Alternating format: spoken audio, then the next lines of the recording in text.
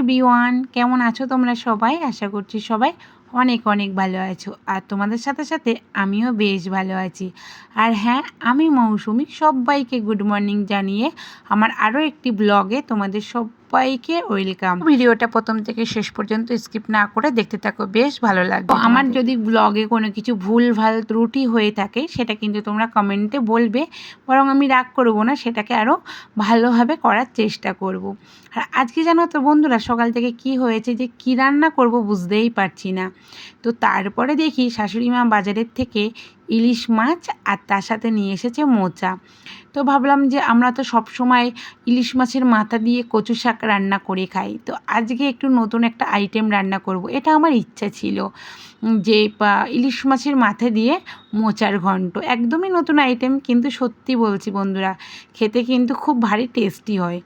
তো তোমরা যারা যারা ইলিশ মাছের মাথা দিয়ে মোচার ঘন্ট খাওনি, একবার কিন্তু বাড়িতে ট্রাই করে দেখতেই পারো। আর হ্যাঁ, কেমন লাগলো সেটা কিন্তু কমেন্টে জানাতে ভুলবে না। আর এদিকে দেখো, রান্নাবান্না তো সব আমার কমপ্লিট হয়ে গেছে। তারপরে যেটা রেগুলার কাজ থাকে, ক্লিন আপ করা। তো ফার্স্টে ফ্রিজটাকে ভালোভাবে পুছে নিলাম, ফ্রিজের ভিতরটাও ক্লিন আপ করে নিলাম। তারপরে এই যে দেখো, জানলা, গ্যাসের ওভেন আর মিক্সার গ্রাইন্ডার, এইগুলো না আমার ডেইলি রুটিনের মধ্যে পড়ে। মানে আমি যখনই আর কি রান্নাবান্না কমপ্লিট করে নিই, তার সাথে সাথে কিন্তু আমি এইগুলোকেও সুন্দরভাবে পরিষ্কার পরিচ্ছন্ন করে নিই। আর দেখবে অল্প তাতেই পরিষ্কার পরিচ্ছন্ন করে নিলে না, মানে বেশি আর কি ডার্টিটা হয় না। আর এইদিকে আমার সর্ষেটা ফুরিয়ে গেছিলো, তো আবার সর্ষেটাও নিয়ে এসেছে, সেটাও আর কি ঢেলে নিলাম। আর এইদিকে দেখো আমি কি কি রান্না করেছি, ফুল আইটেমটা তোমাদের সাথে শেয়ার করছি। এই হচ্ছে স্পেশাল মেনু আজকের দুপুরের। তো মোচার ঘন্ট ইলিশ মাছের মাথা দিয়ে।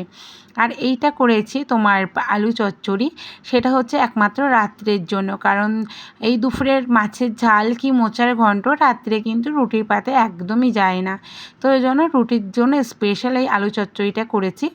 আর আজকে আমাদের দুপুরের মেনু হচ্ছে ইলিশ মাছের মাথা দিয়ে মোচার ঘন্ট আর ইলিশ মাছের ঝাল। আর এদিকে দেখো, মাম্মামের কাজটা তোমরা দেখো, অকাজ করছে এখানে বসে বসে। ও প্রদীপ বানাচ্ছে, ঠাকুরের থালা গ্লাস বানাচ্ছে, আর একটা ছোট শিব ঠাকুরও বানিয়েছে। এখনও কালী পুজো কত বাকি, এখন থেকে নাকি ও প্রদীপ বানিয়ে শোকাবে।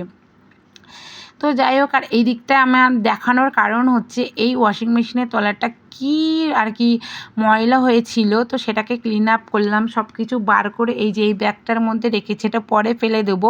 আর ওখানটা দিয়ে না, মানে যেখানটা দিয়ে আর কি আমার ওয়াশিং মেশিনের জলের যে পাইপটা আছে ওর তলা দিয়ে আর কি লতা ওঠে, তো ওই জন্য ওখানটায় আর কি পরিষ্কার পরিচ্ছন্ন করে কার্বনিক অ্যাসিড, যেটা কার্বনিক না কার্বলিক বলে, যাই হোক সেটা আর কি রেখে দিলাম।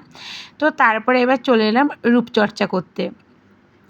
রূপচর্চাটা তো মাস্ট কাজের মধ্যে, কিন্তু এটা ভুললে একদমই চলবে না। তো একটু টক দই, তার মধ্যে হলুদ, বেসন আর একটু মধু, তো ভালো করে ফেটিয়ে মুখে মেখে নিয়েছি। তো তারপরে আর কি স্নান করে নিয়েছি, নিয়ে আর ভিডিওটা স্টার্ট করিনি। তো দুপুরবেলা খাওয়া দাওয়ার পরে একটু ঘুমিয়ে পড়েছিলাম, ঘুম থেকে উঠে এই যে ফল নিয়ে এখন বসেছি।